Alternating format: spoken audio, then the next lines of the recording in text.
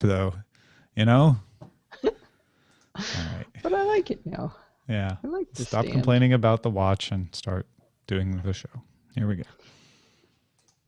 Live via alphageekradio.com. The Daily Tech News Show is made possible by patrons like you at patreon.com/acedetect. Thank you. For information on how to contribute, go to bit.ly/helpdtns. This is the Daily Tech News for Thursday, May 21st, 2015. I'm Tom Merritt. Joining me today, Allison Sheridan from NosillaCast, the podcast at podfeet.com, among the many other fine pieces of content there. How's it going, Allison? Hey, it's going really good. Looking forward to the show today. We have an interesting topic. We're going to discuss something that was sparked by Allison. We were supposed to talk about how we'll get into this conversation. You'll figure it out. It was sparked by a story Allison was telling me about. You know, I think we've all been there, of taking the picture of everybody's on their phones and then the comments of like, oh, it's so sad. And we're going to try to figure out, is it sad? Is it bad? Or is there good things about that? But first, we have a lot of awful headlines to get to. Can we skip that part? Not today. It's good for you. The CBC reports that the Five Eyes Intelligence Alliance, if you don't know, that's Canada, US, UK, Australia, and New Zealand, sought to find ways to intercept app updates from the Google and Samsung app stores in order to install spyware. According to documents, the agencies targeted mobile app servers in France, Switzerland, the Netherlands, Cuba, Morocco, the Bahamas, and Russia. The same agencies also found security gaps in Alibaba's UC browser. That happens to be the most popular third-party browser on smartphones. Citizen Lab, which is a human rights and technology group in Toronto, recently found the leak on UC browser and alerted Alibaba in mid-April about it. Alibaba was not aware of the breach. That seems to be, you know, in addition to the normal surveillance issues, Allison, the fact that we see governments trying to find and exploit flaws without telling companies about them, meaning that all of us are using flawed software in the meantime. That seems to be getting the most attention here. Yeah, this whole story really kind of made me sick to my stomach as I read it. And I'm kind of is it a Pollyanna, somebody who always tries to see the better side of things? And so my brain kept trying to come out with ways to say, well, you know, let's think before the internet, what would the police have done, or the FBI, or, you know, how would they try? And it just kept making me feel really icky. This really is depressing news. It is. Part of me has always felt that I would much rather have our intelligence agencies going after legitimate targets the way hackers go after each other, rather than asking for laws to allow for backdoors to be implemented and things like that. Okay. Yeah. On the other hand, I do get the argument that, well, wait a minute, if the government found a flaw, if a government agency found a flaw in software that they know that not only they could exploit, but other people may also discover and exploit, it's the same responsibility that any white hat hacker has to responsibly disclose that, don't you think? Yeah, not to just go out and use it for their gain their gain is in our best interest in theory, but if, you know, let's say there's a 0.05% chance they can use that exploit to find a terrorist, but there's a 99.5% chance that everybody just got vulnerable because you didn't disclose it. I don't know about that trade-off. I'm not feeling it. That's the debate to have about it, though, with the way you just said it right there, I think. Yeah, that trade-off. Well, sources briefed on the plans have told 9to5Mac that Apple could demonstrate a split-screen applications feature for the iPad in iOS 9 at WWDC. Multi-user login support and the mythical 12-inch iPad, code names J98 and J99, are also in the offing later this year. Still. Also a TV and a car and the iPony. It sounds like the split screen thing is pretty real, and we might actually see it at WWDC. I'm feeling more than 50% confident about that. The 12-inch iPad, I firmly believe that someone at Apple is developing a 12-inch iPad. I also firmly believe they're developing a robot and all kinds of things. Whether we'll actually see them this year or not, I have no idea. I thought this was the 12-inch iPad. For the audio listeners, I'm holding up a 12-inch MacBook, right? I mean, that's what I actually want it to be. But They'll just call it the iPad Pro and say, it comes with a keyboard. Yeah, exactly. The one thing I really liked in the 95 article, though, was when they talked about iOS 9 having the split screen feature, they said that this feature was ready and they were thinking about doing it with iOS 8, but it wasn't polished enough. And I just, thank you for not pushing out something unpolished. We've been getting a little too much unpolished stuff, I think, lately, for my taste anyway, that I'd like to see. I'd rather than have them not let me have it until it's ready for prime time. Yeah, Apple and Blizzard and many companies are pretty good about that sort of thing and complain that we don't get features. I was one of the complainers about cut, copy, and paste on iOS for a long time. So I like that if they say they can't do it right, they're not going to put it out. On the other hand, multi-application support seems to be kind of something we've had since the 80s. Yeah. On devices that were much less powerful than an iPad. So we do have multi-application support, just you can't look at them at the same time.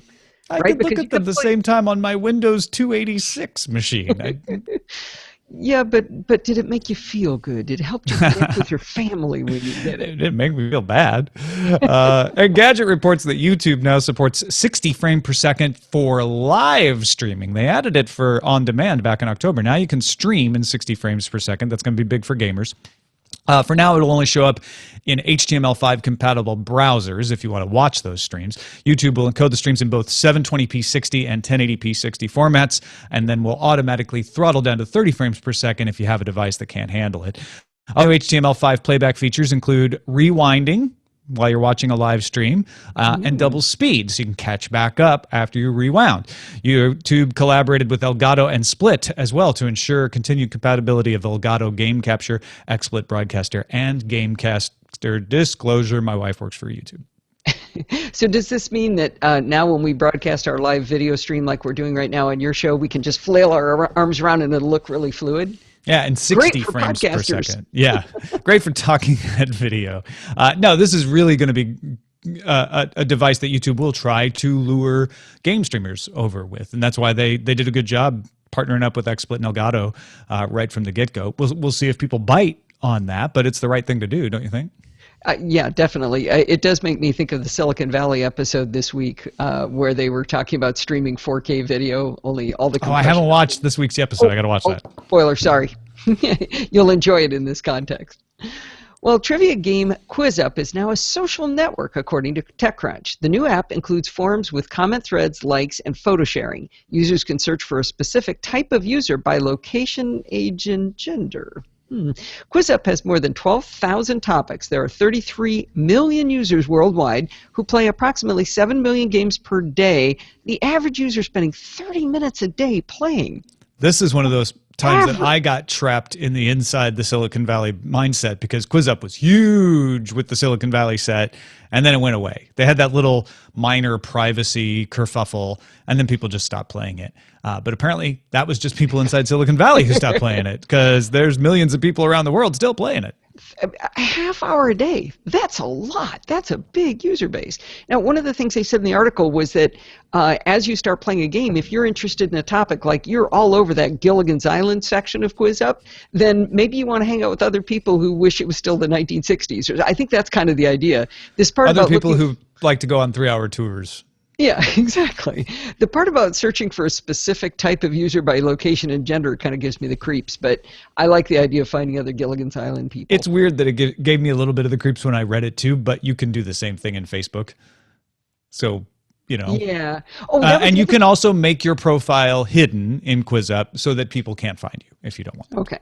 Well, they did make that point, is that Facebook is about connecting with people you already know. QuizUp is about meeting new people, which is it's kind of an interesting angle. Yeah, around topics that you share a common interest in because you're playing the quizzes. Yeah, makes sense. Gilligan's Island thing. I mean, hey, Google I/O is rolling around next week, and Google may have an answer to Huawei's Light OS for the Internet of Things. Ars Technica reports on a piece from The Information that Google's OS is codenamed Brillo and will be marketed under the Android name, developed by a group linked to the Android unit. So as Ars Technica says, we think that means it's going to be Android based.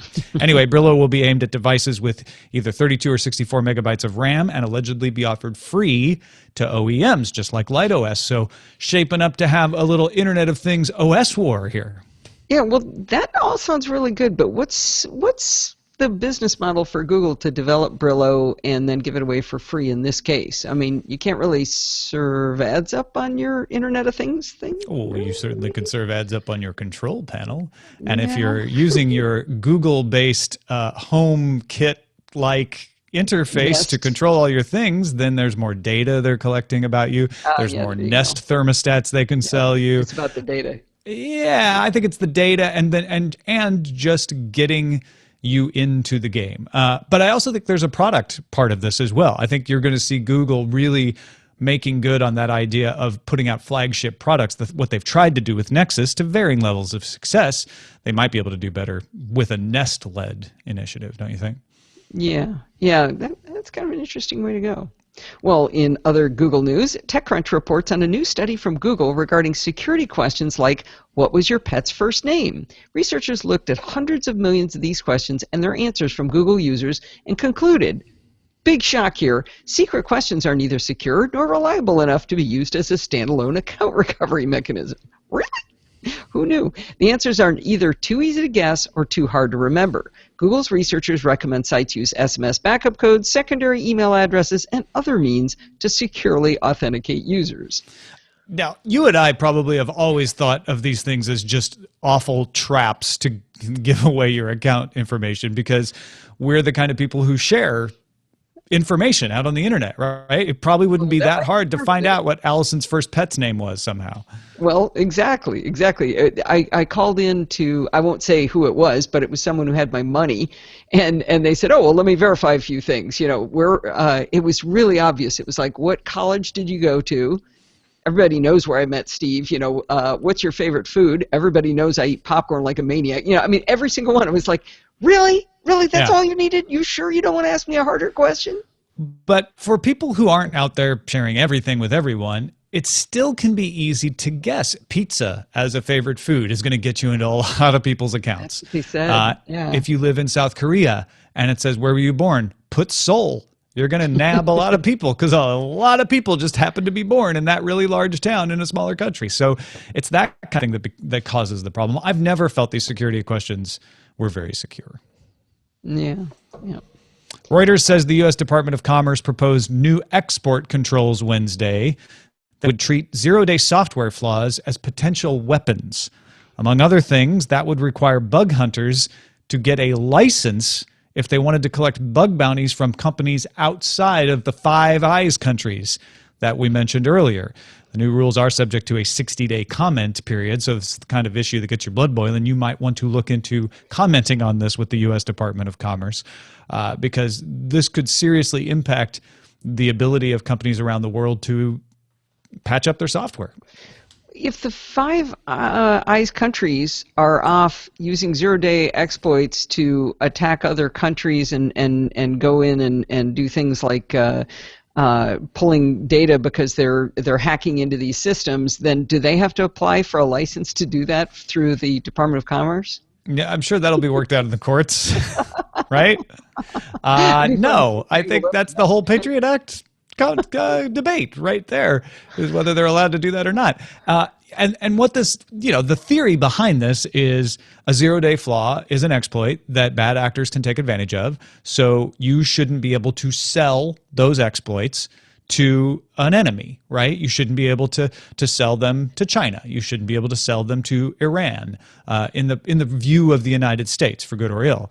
And yet, this also means that if a perfectly respectable French company has a bug bounty program and you're in the U.S., you would have to get licensed in order to participate. Well, then you're not going to participate. Suddenly, that product in France is going to be less secure because fewer eyes are going to be on it. Sure. And likewise, there's going to be retaliation and people won't want to do bug bounties for companies in the U.S. because of it. And it could cause a lot of problems, and it certainly won't help security overall. I don't think so. The Pew Research Center has 2 reports out that show people in the U.S. are fairly certain their privacy is gone in public and in private, but they haven't done anything to protect it themselves. More than 90% of adults surveyed felt that who gets information and what is collected about them is important. 31% are confident the government and phone companies can keep their information secure. I think that should be only 31%. 38% felt the same confidence in credit card companies. However, 91% have not made any changes recently to internet or phone use to avoid tracking.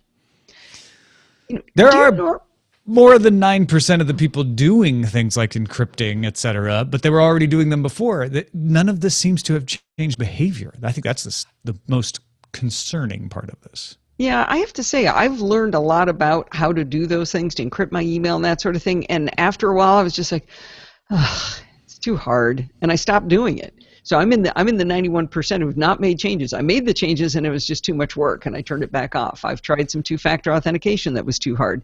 And so I haven't ventured back into that. So, I mean, I'm fairly educated in this stuff and I'm not doing it. But I don't find that my normal friends worry about this kind of stuff. They're more worried about, well, I don't want to put my photos in the cloud. You know, I don't want to put my passwords in the cloud. It's like, well, so they don't want to use a password program because it would put it in the cloud, but they would also say, yes, the government and everybody has access to all of my data. They don't care about that. They're terrified of the word cloud instead. Well, there is a fundamental, I don't even want to say misunderstanding, a lack of experience with technology. And there is a different kind of digital divide than the economic one you always hear about. There's the digital divide between those of us who grew up playing with this stuff, yourself included, and those people who didn't, who suddenly have these commodity cell phones in their hands. And it is obvious to all of us, right? And probably most of the people in the audience about like, well, hey, these are the practices you should go through. And yeah, these are the bugs you're going to encounter. But somebody who's used to using typewriters and, appliances that do a certain number of things and they work or they don't, gets very frustrated. Now add on top of that, like, oh, well, you can take responsibility for your own security and you can do VPNs and encryption and encrypted password lockers. People don't want to deal with that. They just want it to work and they want it to work securely. Yeah. I should say I do use a VPN. I'm that worried about. No, I think like you said, I think if you are someone who's finding certain two-factor authentication implementations too difficult, there's no hope for the non-technical folks out there. Right. Yeah, I figure. We get some news from you. Thank you for submitting our top story. The CBC story was one of the top subreddit vote getters today. And the Moke got the top vote getter on subreddit today because you had a little sense of humor. There's a post of an imager gallery in which Mac Manson uses a photocopier to back up his Kindle copy of Orwell's 1984. And if you're wondering how, he puts the Kindle down on the plate, presses copy, changes the page on the Kindle, turns it back over, presses copy. He even made it into a hardbound book and then re-uploaded the scanned pages. He scanned them all back in as an ebook that he can read on his Kindle, which has pictures of every Kindle page on each Kindle page. I love people. I know. This restores a little hope for humanity, not because it's in any way practical, but because it's hilarious. Yeah, exactly. If you lose your sense of humor, you've lost everything. Exactly. The Corley sent us the next web story that Amazon's Prime Now service offers 1-hour delivery from local stores, starting in select neighborhoods of Manhattan, delivering from D'Agostino, Gourmet Garage, and Billy's Bakery. Amazon says it will expand its service across Manhattan in the coming weeks and add Italy and Westside Market. Other cities with Prime Now will follow. If you're in the area, you can place your orders through the Prime Now app to take advantage of Amazon's new offering. Now, I believe it was maybe an Engadget version of this story that I was reading where they pointed out that Billy's Bakery sells $42 dozen hazelnut cupcakes. I think, or maybe they're Nutella cupcakes. So this is not targeted at your average person. Yeah, I did try to get my friend Marianne to run over or to call it up and do it. She's in Manhattan right now. Get her to order something before the show, but didn't quite work out. And she said, I'm not made of money, Allison. I can't have $42 cupcakes, even if there's a dozen of them delivered to me. I don't know, Nutella cupcakes. Now I'll be thinking about They are Nutella cupcakes. I'll give you that. Exactly. That's a look at the headlines. Okay, so Tuesday, an AT&T survey came out and reported that people are doing even more things with their phone while driving. You knew they were texting. 61%. We'll even cop to that in a survey. You can guess there's probably more than 61%, since some people are going to lie. But 61% said, yeah, I text while driving. 33% email. 28% web surf. 27% admitted to posting to Facebook. 17% admitted to taking selfies while driving, hopefully at a red light. And 10% said they do video chat. Which in some ways I could almost see that one more than some of the others. I'd love to see this broken down from how many had the car stopped when they were doing it. Because I don't really feel that bad about doing it when the car stopped. You shouldn't, because then you might miss a green light, somebody might rear end you, etc. But it's not nearly as dangerous as going 70 miles an hour. I'm getting you there. Yeah. 22% of social network posters, 22% of the social network users do it while driving, and cite addiction as the reason. They say, I'm just addicted. I'm addicted to my Facebook. I've got to post. That's why I do it while I'm driving. Now, there are a couple of studies trying to address this sort of behavior, both of them in the journal Computers and Human Behavior. One from earlier this year by a group out of the University of Twente in Netherlands found that the phone, for social purposes, is more likely to cause you to develop smartphone habits and possibly addictive behavior. Social stress influences that addictive behavior. It makes you more likely to get addicted to your phone. And that men experience less social stress, and older people are less likely to develop addictive behavior with their smartphones. So it's especially young women who are likely to get addicted to their phones. Now, there is also a study coming to Computers and Human Behavior in August from a group at Iowa State that are trying to develop a questionnaire to measure what they call nomophobia, which is not having your mobile phone with you. There are 4 dimensions that they're measuring: fear of not being able to communicate, fear of losing connectedness, fear of loss of access to information, and fear of the loss of convenience. And that, I imagine that's things like Uber and OpenTable, etc. Is FOMO completely different from, or NOMO completely different from FOMO? I believe so. Because nomophobia, but they can be cross-correlated, right? Right. You could, I imagine FOMO intersects on the Venn diagram with nomophobia. Possibly a subset, yeah. Yeah. Okay, so all of this started when Allison and I were talking about what we should have in our main discussion, and she mentioned a post that she had made on Facebook. So tell me about that. You made one of those pictures of people, everybody using their phones, right? Well, it was actually a picture from a long time ago, but it just kind of popped back up in the news feed because somebody made a comment. But it was a picture of several of us sitting around a table at a restaurant, and everybody but John F. Braun is looking at their cell phone. John, for some reason, making a goofy looking face at the camera. But when people started commenting on it, they started saying, well, obviously you guys aren't enjoying each other. Cell phones have ruined your friendships. You're not talking to each other. Now, this was a setup. This one was a joke to start with, but it got me thinking about what has happened as a result of the technology in our lives. And I hear a lot of people say, well, it's ruined your friendships. And I realize for me, it has fallen into 3 categories. Because of the technology, I have friends I wouldn't have if it weren't for the internet. I would not be friends with Tom Merritt if it weren't for the internet. Right. We happen to live near each other, but we were friends before we lived near each other, right? I have friends in New Zealand. I just mentioned Marianne Gary. I mean, I've got friends all over the world. One of my best friends lives in Ireland, and I have only seen him once, Bart Bouchatz. I have friendships, and these are real friendships. These are people I talk to a lot and I know everything about them, a lot of them. But the second category is our acquaintances. And I see that relationship has been very adversely affected. So I ran into someone I hadn't talked to in a couple of years at a bar with some friends. And the only connection I ever had to this woman was that we both do crafts. And I said, hey, I'm working on this really cool stocking for my daughter. And she goes, yeah, I know. You're on letter Q. I saw it on Facebook. It's like, okay, I'm out. Wow, right to letter Q even. Yeah. I mean, she knew what letter I was. I was the alphabet and Christmas stuff. But it got me thinking about the fact that now I can't have small talk because that's what I say on Facebook. It's, I went on vacation. Here's my summer vacation photos. I can't tell anybody about my trip to India at all. That is an acquaintance. I can't say I went to India. They'll go, yeah, I know. I saw you rode an elephant. Yeah, blah, blah, blah. I don't want to hear about it. Although I found when we first started using Twitter, and I still actually read all the Twitter posts, that my wife, Eileen, would write about something at work, and we'd end up having a richer conversation about it. Because I would know it happened, and I'd ask questions. I'd be like, "Hey, I saw that you took your picture with R2-D2 today. What was that about?" And then she'd tell me all about it. She might have told me about it anyway, but it got us deeper into the conversation. So I wonder if it doesn't just shine a little light on the strength of those connections, maybe. Yeah, because that's the third category is people you already know well. When I go talk to my friend Diane, I wouldn't normally bring up that I was on Daily Tech News Show necessarily to her.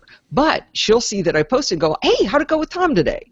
And that is but that's a real friend I already have. That's not an acquaintance. The acquaintance is, it's all garbage. I mean, I got nothing to talk to an acquaintance about at all. I got nothing. But I've got real friends from the internet that I don't really know in real life. And then my real friends, it is deeper. Yeah, and that doesn't sound like such a bad thing there. No. So here's the thing. Okay, I think you shined a light on something that really bugs me. Is it's almost a narcissistic reaction of when people are looking at their phones, somebody feels like, "Oh, you're not paying enough attention to me," so they make that comment of like, nobody talks to each other anymore. But you found a great article about how people were fearing that telephones would ruin social relationships when they first came along. And I know I heard this about televisions from my grandparents. "Oh, you're just looking at the television. You don't even talk anymore." I feel like that's just a substitute for I'm frustrated that I'm not enjoying this as much as everybody else maybe. But there is, as we heard in these stories, there is real danger to getting an addictive behavior. From that Netherlands story, Van Derzen et al., behavioral addiction can be defined as a disorder characterized by a reward. In other words, the behavior functions to produce pleasure, maybe even release feelings of pain and stress, and a failure to control or limit that behavior despite harmful consequences. So it might have negative effects financially. Maybe you buy too many donuts and Simpsons, or physically or psychologically. Or Nutella cupcakes. So it's got to be both. You get a boost out of it, but you also can't stop it to the point that it damages you. How do you know when you're over the line and when you're not, and when someone's really saying, "Hey, you're in your phone too much," versus the curmudgeonly like, "Oh, you kids in your phones"? Well, maybe it fits like any other addictive behavior: overeating, excessive exercise, people who are gamblers. Maybe it's the kind of people who get addicted to things. I have noticed, though, sometimes as I'm winding down in the evening, I'll be playing on my Mac, and all of a sudden I'll realize that I'm simply Command-Tab flipping between things. I'm just going Google+, Facebook, Twitter, Google+, Facebook, Twitter, and I start, oh my God, I need to shut this now, because I actually realize I haven't read anything new. I've just been going in a spiral. You've been looking for that reward. Yeah, and it's not coming. But that same thing, I remember watching my son and his friend when they were only like 9 or 10 years old, and they were playing games in 2 separate rooms, and all of a sudden I heard the other boy go, "Oh man, we just got to go outside. Let's get out," And I think a non-addictive personality will stop. They might get over the line and they can recognize it, but certain personality types may not, right? Well, and I think you're circling around the right thing, and neither one of us are psychologists or psychiatrists, but it's similar to those other addictions, which is when you notice that you can't stop, or that you're not noticing that you're sucked into it, and it's affecting other things. It's having negative effects, like I said, financial, physical, psychological, social aspects of life. If your social networks are made less social, that is a problem. They should be, like Allison just described very well earlier, making you more social. I wonder, though, I can kind of counteract that argument. When we were on the MacMania cruise in Australia, we had virtually no internet for almost 2 weeks. I mean, there were days when you had maybe 12 kilobytes per second or something. And I realized that it's not necessarily about technology in this case, but the general term of the internet.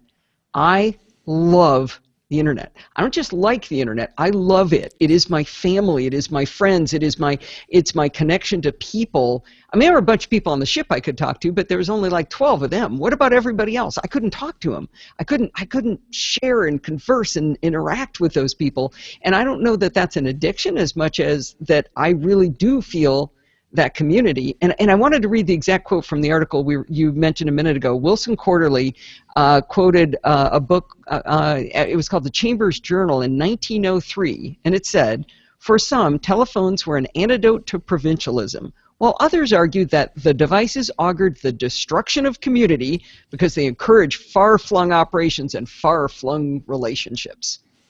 And it's exactly what we're talking about, right? I got a couple of questions for you, Allison. When you were on that boat, did you feel uncomfortable without constant access to information from the internet? Yeah. Were you annoyed if you couldn't look up information when you wanted? I didn't like that at all. If you didn't have your data connection, would you constantly check to see if you could get one? Yeah. Did you feel anxious because you couldn't have? You might have nomophobia. I'll tell you one funny thing to bring up Marianne for the 85th time. Marianne and Devin and Steve and I went to Kings Canyon, and we just simply didn't know that there was no internet in Kings Canyon. And we found a whole new game. When you can't look stuff up, we called it, and I hope I'm allowed to say this on your show, making shit up. It was like you'd say, "Hey, what kind of tree is that?" And you say, "Well, that is obviously," and you could make something up because nobody could call you on it. It was such a fun game. That was once called being a seer or a medicine person. Yeah, that's it's kind of fun. You know, this is real stuff, and I think it's great that you brought up the telephone analogy, because in the early days of any technology, it is hard to tell what is just us learning the best ways to use new tools and what is actually an impulse control disorder. They can be very confusing to tell one from the other, but there is a difference. So I hope that Wilson Quarterly article is in the show notes, because that was fascinating, because they use the telephone as the example, but it does extend to every new technology. Like you said, it's a really, really interesting article. And if you want to hear more about this kind of thing from an actual psychologist, listen to Wendy on Thursdays on the morning stream at frogpants.com. She's Scott Johnson's sister, but she's a licensed therapist, psychologist, and she talks a lot about mobile addiction, and she treats people about it. I think people have, on the curmudgeonly side, overreacted to the dangers of smartphones, but at the same time, there are real addictions happening there, and you have to be aware of that too. So check that out. Morning Stream. I just thought of a referral code you could set up, Tom, for people who listen to your show to refer them to her services. Is it nomophobia? Yeah, like, do you have a number? Give her a call. Yeah. All right. Our pick of the day comes from Allison. You've got a new piece of hardware you've been having fun with. Yeah, I got part of this a little while ago, but it's the company is called Mobee Technology, Mobee, and they sell inductive charging things. And one of the problems with the Apple Bluetooth keyboard and trackpad is at the most inopportune times the battery runs out on you. This is essentially an inductive charging mechanism. What I'm holding in my hands for the audio listeners is the magic bar, and it plugs in via USB, but all you do is, instead of using a regular batteries, you put this charging battery into the slot, and it's got a little knob that sticks out, and you slide it in and it charges it up. So I've got one on my desk, and I've got it hooked up to my keyboard and my trackpad. I slide it in when I put my keyboard away, and it's charging.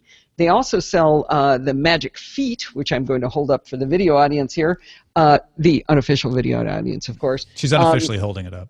Yes, I'm unofficially holding it up, but this gives you also a pad on top that you can set your Magic Mouse on if you like. I don't happen to use a Magic Mouse upstairs, but I have one downstairs on my Mac Mini, and we never picked up that mouse that the battery wasn't dead. Not ever once was the battery ever alive, and now it's alive all the time. That's a huge thing for a wireless mouse, because it's one of the reasons I stopped using my wireless Logitech MX. I love it. But the batteries just kept dying on me. Yeah. So I went back to wired. Yeah. So check it out. Mobee with 2 E's, Mobee technology.com. Thanks, Allison.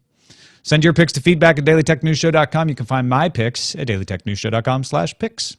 Got a couple of responses to our Spotify discussion. I'm going to read them both, Allison, before I get your reactions. Chris, who's one of our nickelbackers from Fresno, identified another reason Spotify might be rolling out the running option on their service. He writes, as a consumer, I've got a budget for paying for services, and if I'm a runner, gym rat, fitness enthusiast who likes to listen to music, mostly while I'm working out, there are already options geared towards my use, like Rock My Run and Fit Radio. By including similar features inside Spotify, that might get me to cancel my paid subscription to a different service and upgrade my free Spotify account to put all my listening into one single app.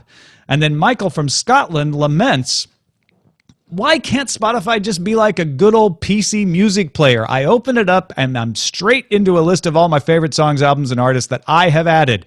I don't want a friends list, no recommended playlist, no trending whatevers. Why does it feel like when music went online, I suddenly needed to be constantly nagged about what I should be listening to? It should just be a music player for the music I like. Except he probably says that in a Scottish accent. Every Spotify announcement just sounds like feature creep, says Michael. Get off my lawn. Get off my fjord. No, it's not a fjord in Scotland. I don't know. Off my highland. I don't listen to any music at all. But I do the running and fitness stuff, so I was excited about them putting podcasting in. Right. Because I was thinking the same thing, and I wish they would and I hope they will just open it up to all podcasts that they could possibly add. Right. I love my Downcast, which is what I use when I run. Right. But being able to manage it, I might try it out. I'm not saying I ditch Pocket Cast or Downcast, either one. Yeah, I use both of those. I use Downcast to watch you, and I use Pocket Cast when I run. I do the opposite, actually. That's so funny. Not to watch me, but I use Pocket Cast on the tablet, and then I use Downcast when I run. That is interesting. Sonia in pure Michigan country assures us that up there in Four Seasons, Southeast Michigan, as she calls it, they have the self-driving car in winter problem covered. She writes, the M-City Test Facility on University of Michigan's North Campus, home to the School of Music, my alma mater, as well as the School of Engineering, which she says I abandoned due to an allergy to physics. That is slated, the M-City Test Facility is slated to open this summer. It's interesting to note that Google is moving their Ann Arbor presence to North Campus as well, building a new campus, an increase of jobs from their former home in downtown Ann Arbor. Coincidence? Perhaps, but I think not. She's got a link to the M-City website. We'll throw in the show notes as well. But it sounds like they're going to tackle that winter driving issue for self-driving cars, which of course we knew they would, but it's good to have somebody on the ground watching it happen.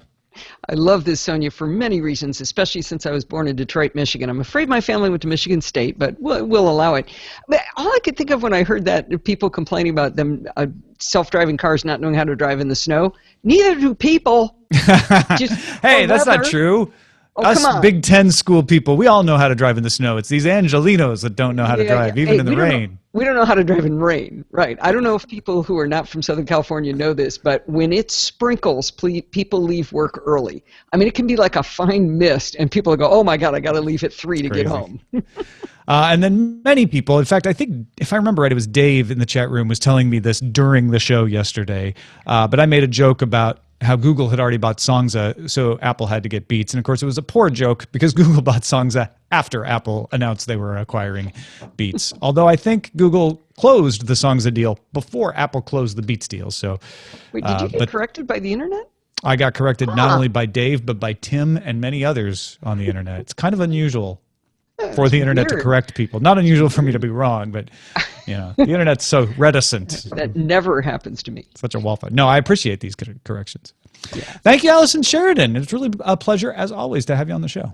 Yeah, definitely had a good time. I love coming back. Love doing it. Go check out podfeet.com, podfeet.com.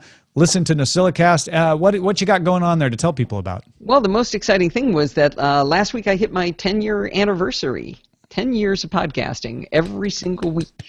Yay! If nothing else, I have can keep it going for a long time. Whether it's still interesting, I don't know. But I'm having fun and not slowing down at all. Hey, you know what? That's kind of all that matters. As long as you're having fun. Did just have David Woodbridge on my show last week.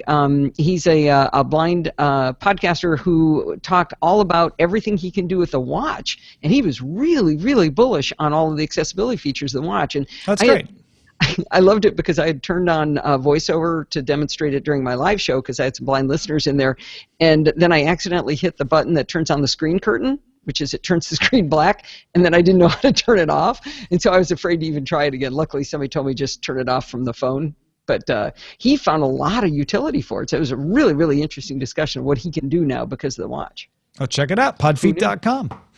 And thank you to our patrons, 5,069 folks at patreon.com/acedetect, and even more through PayPal, helping us out with direct donations, people buying stuff in the store, even if you can't help in any of the other ways. If you just want to pick up a t-shirt, if that's the way you have to justify it, or you're buying a gift for somebody, that helps us out too. Or frankly, if you're like, look, Tom, I haven't got any money, just tell people about the show if you're enjoying it. That's all we ask. It's value for value model. We exist because of your support. dailytechnewsshow.com/support. Our email address is feedback@dailytechnewsshow.com. You can give us a call, 51259-DAILY. Listen to the show live at alphageekradio.com and visit our website, dailytechnewsshow.com. We'll be back tomorrow. Justin Robert Young in, not Darren Kitchen tomorrow, but Len Peralta will be here. Talk to you then.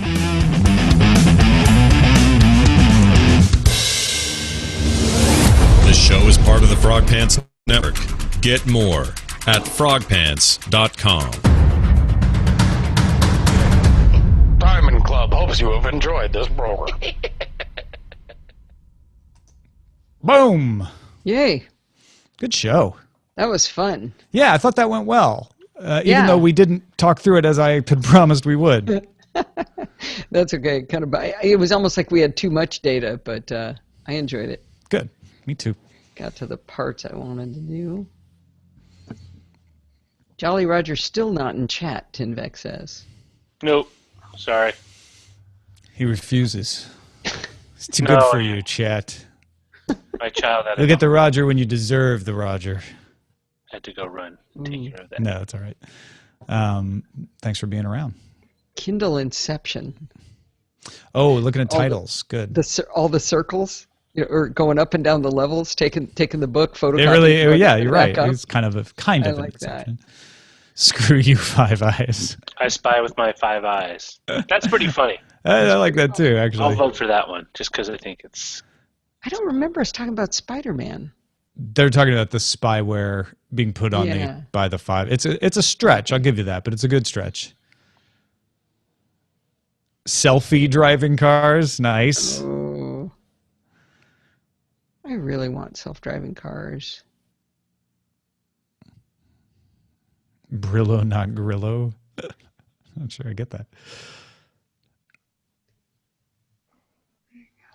I spy with my 5 eyes. Something that begins with illegal. Is it illegal or just immoral? Because in some cases it's actually probably not illegal. It's just... Social network users do it while driving? Kind of literal, but true.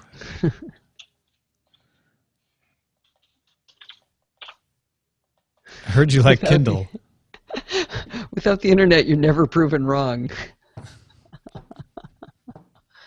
That's the anxiety I get. We had so much fun when we were just making shit up. It was 4 days of no one could check your answers. Yeah. We taught other people about it too over there. I had my brother-in-law places great value on one's ability to recall something without having to look it up, which is a kind of a new. It's a new that's sport thing, right? It's like, no, don't look it up on your phone. Do you actually remember the quote or whatever it is we're talking about? Steve and I could never do that. It become worse and worse at it as time goes on, but again, it's one of those things where like I like that game, but then sometimes he'll pitch it as like, we're getting stupider because we rely, and I'm like, I don't think we are getting stupider because we rely on our phones, but that's it doesn't mean the game isn't fun. There's other things you can do to keep yourself sharp. It's one of the things I think they should really teach in school is not how to look stuff up, but how to vet what you do look up. Because it's, right. Here's it's called Snopes.com. Start there. Just teaching you a few things. How to tell, a good source from a bad source, even. Like, how do you tell Snopes is a good source? I remember reading, there was some big story that everybody was all excited about, and I started checking it, and no matter where I went, it was always back to the same source. It was a single source, and there was just something about it that made me go, not sure.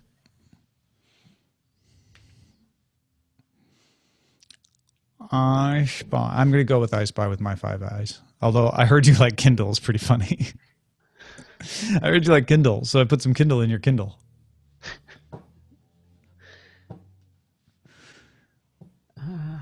There's only one no mofo up in the top. FOMO on Nomo to Momo. Wait, what's Momo? I don't know. No FOMO, no mo. There's another one farther down. Where'd it go? It sunk.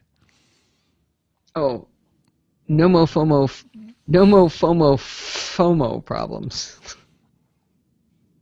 FOMO to nomophobia to FML is my own that I just made up now.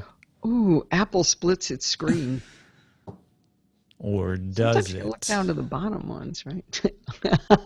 MSU, thank you, Silverblade, Michigan State University. You know, it's funny. I stopped myself from making a Wolverines joke when I read that email because I'm like, I kind of hate the University of Michigan. But for some reason, I don't hate Michigan State as much. And maybe it's because University of Michigan had really good seasons when I was in college. Yeah. I don't know. But I visited East Lansing and had a great time. I have fond memories. I visited Ann Arbor, and I don't remember much about it. All I can remember of Ann Arbor, I left Michigan when I was 10, was we went to Cobo Hall, and my father put me on his shoulder so that I could see Nixon. He was, Oh, wow. I believe he was running for president by that time. Uh-huh.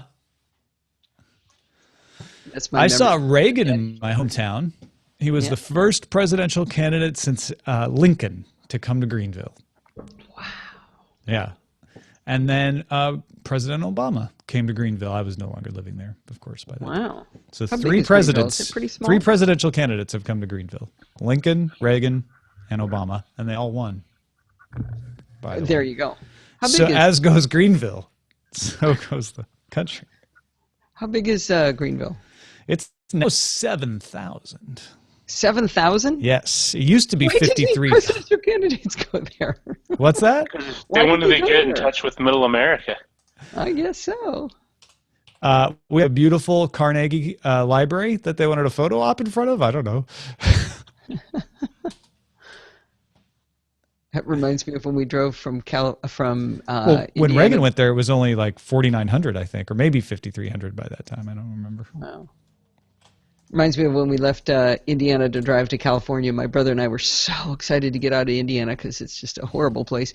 Sorry to anybody who lives there, but it's just so boring. And we got an hour out of town when my mother announced, we're going to see Hoover's birthplace. And we stopped in Iowa.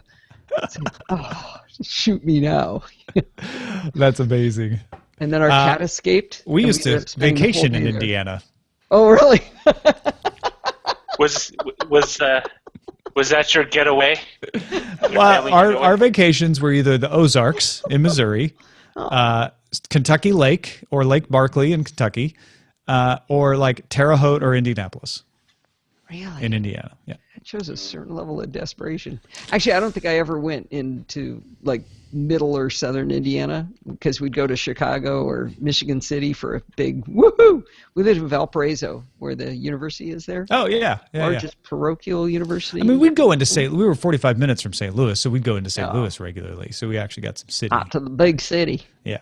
And my mom was from city. She was from South St. He was Louis. city. She had a city accent. She said cassette instead of cassette. That's funny. That's the only one I remember. There were a few things that she said that were weird to us. Of course, we all said "worsh" and stuff. You know what my favorite of your stills is? Which Monetize. monetize instead of monetize. Monetize. Yeah. It's money. But I don't know that that's a Southern Illinois accent. I think that's just me Just trying Tom. to overcompensate. Yeah. Somebody got on me for saying Mattoon instead of Mattoon, which I guarantee is me overcompensating. What's a Because Mattoon? Mattoon is the way we say it where I grew Is up. that a word? It's a town. Oh. Okay. And I mentioned it the other day, and Mike caught me. He's like, "Wait a minute, that's a Northern Illinois way to say our town. Why do you say Mattoon? You're not from Chicago." Let me ask you, what is the name of that little strip of grass that's on the other side of the sidewalk that's owned by the city? The median? Or wait, no, not in the middle of the Well, road. The actually, strip, no, the strip, well, the the middle easement. of the road one is the one I. Well, the middle of the road one is the one I meant. The median is the one that's in between, like on the freeway. Yeah, I always called it the meridian. And I looked it up, and they said east of the Mississippi, it's meridian, and west is median. Oh, well, But it must be close enough to St. Louis that we seeped into the median world. And Michigan somehow ended up on the other side because I see it meridian. Well, you're east of the Mississippi, so that makes sense. Oh, yeah. The New York Times, not this past Christmas, I guess it was the Christmas before, had a great accent quiz where you would answer questions exactly like that. In fact, that question was on there, and then it would tell you are likely from one of these parts of the country based on how you answered all those questions. That was fantastic, and everybody I knew got it exactly. I mean, they got nailed where they were from. Talk about phone anxiety. I was trying to do it at J. Nichols in Marina Del Rey on my phone. Eileen could do it fine with her T-Mobile, but Verizon didn't get a signal in that restaurant, so I could like barely eke it out, and then it failed before it gave me my result. Boo. And then that meme was gone. Yeah, and then I think I did it again at home on my desktop or something, but wasn't the same.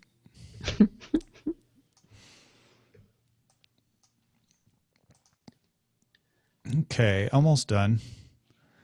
When are you gonna let Dorothy write you a script for that? I should. I really should. Especially Today in Tech History is the one that I could totally use for help. This one she could help, but she could really sink her teeth into that one. Oh, that'd be fun. Because I record 30 of them at once. Oh wow. She's in Ketchikan, Alaska on her boat right now. So she has like a month of just motoring with nothing to do. Does she have nomophobia? No, I think she's okay. But she's one of those anti-cloud people I was talking about. Yeah. Now it's funny. Yeah, I almost said this on the show, but like those people who are like afraid of LastPass or 1Password will at the same time use a predictable password in all places. Yep. Well, I did a class on that. I created this thing I call Password Playdate, and I'm working on a bunch of different aspects of it. But I did it at this group, and I said, how many of you feel pretty good about putting your passwords in the cloud? And of course, nobody raises their hand. And I said, okay, well, let's run a little test. What are the chances that you have a single password that's really easy to guess? And I raised my hand and got everybody to raise their hand. I said, okay, it's 100%. What are the chances that you've used the same password in two places with the same password? 100% yes. Okay, what are the chances that your passwords could get hacked in the cloud? Is it a number less than 100%? That's really what you're weighing. Yeah. No, and people are right to be skeptical. They should look in and make sure that, where are the passwords stored? How are they encrypted? Are they hashed and salted? Does the company have access to the private key of the encryption on your passwords? Like, those are important questions. But most people aren't going to know those questions or understand those questions, right? Right. I mean, I've been struggling. I'm making an animation to try to explain just hashing. But hashing and salting is going to be beyond my animation skills. I sometimes wonder, and this is a bad answer, but I sometimes wonder if it's fine to just look for hash and salt. You don't have to know what it means. It just means more encryption. Those words. It means hashing delicious and salting breakfast. aren't encryption, though. Right. Well, that's what I mean. That's why it's bad to tell people that. But it makes it simpler to explain. Yeah. I've been trying to come up with an analogy for how do you explain that you can, if all passwords are hashed with the same algorithm, how come you can't run it backwards? And I've tried to say, okay, it's like mashing a potato. If you could mash a bunch of potatoes and get the same mashed potatoes at the end, you'd know you'd started with the first one. That's why I keep looking for something. Haven't found it yet. Can't unmash a potato.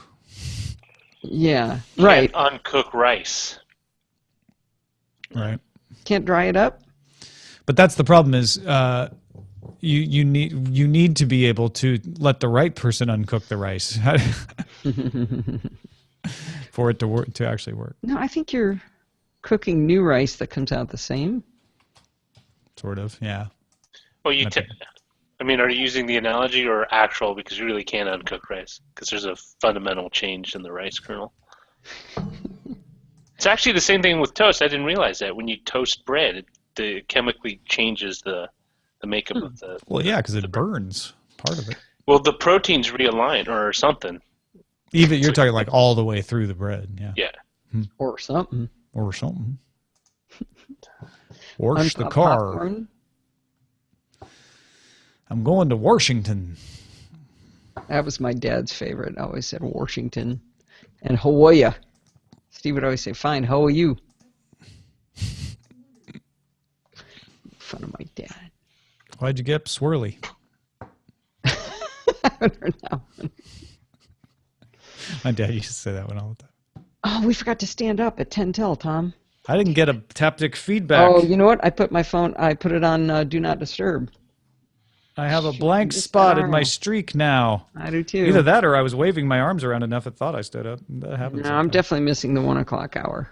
Okay. I am out of the post. Can you believe it? All right. Thank you, everyone. And thank you, Dave. Goodbye.